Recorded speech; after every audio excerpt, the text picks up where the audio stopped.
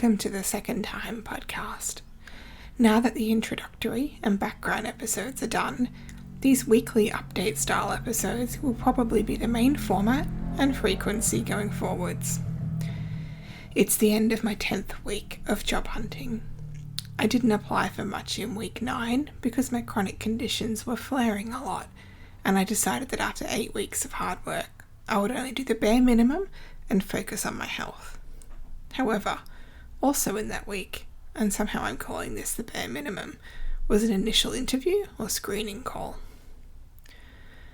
I started week 10 with a follow-up interview to the initial screening I had last week. The job genuinely had some in-person requirements, but they seemed to really like my resume and want to work with me.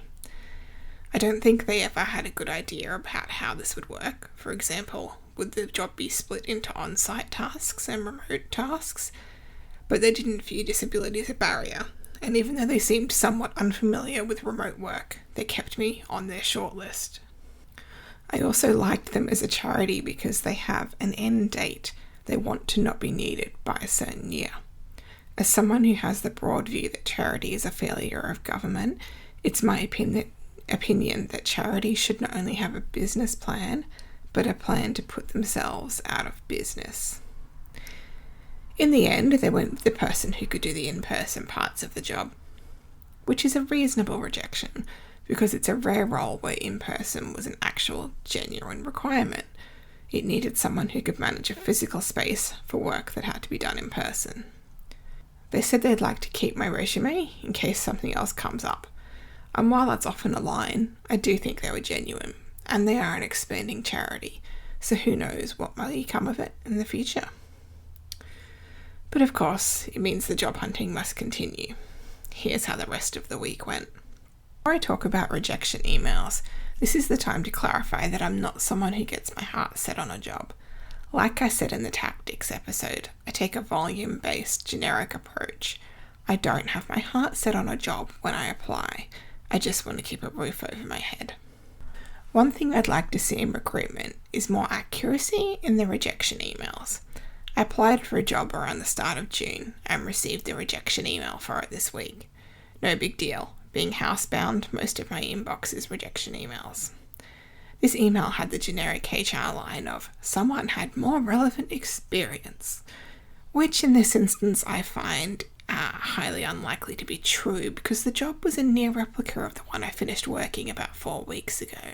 I know it's legalistic nonsense written to protect the employer, not give feedback to the prospective employee. But at the same time, why? Why can't people just be honest? Honesty is an important value to me, and reading these ridiculous lines in rejection emails gives me such a negative view of the company. Accuracy and honesty.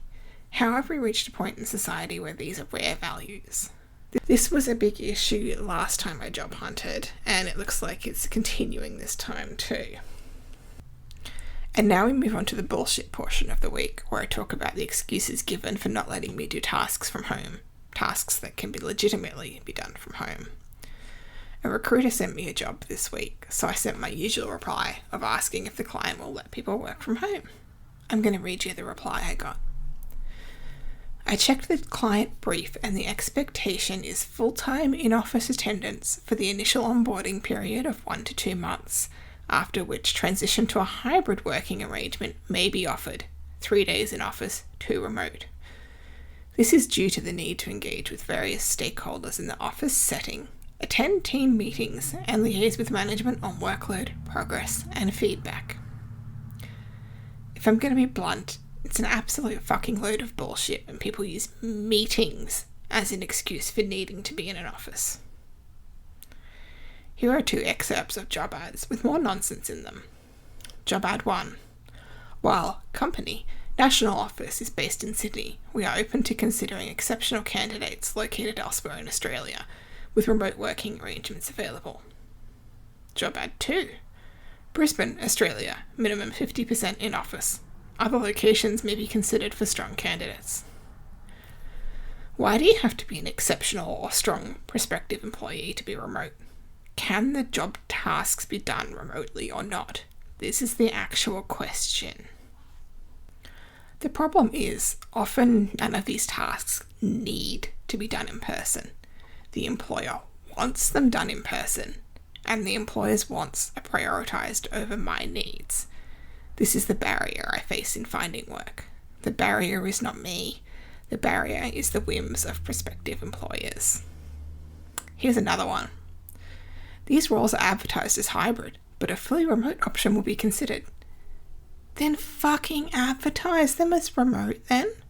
Just put 2 fucking seconds of thought into the job ad and make it accurate. How is this too much to ask? Here's another one where they will decide for you what is reasonable. In-office expectations. Company name. Employees who are within a reasonable commute, e.g. within a 45-minute average travel time, work out of our core offices 2 to 3 days of the week of their choosing. This sounds like a job where you get to travel 45 minutes to sit in an office and take Zoom calls. Outdated, old-fashioned, and pointless. No one seems to be task-focused in recruitment.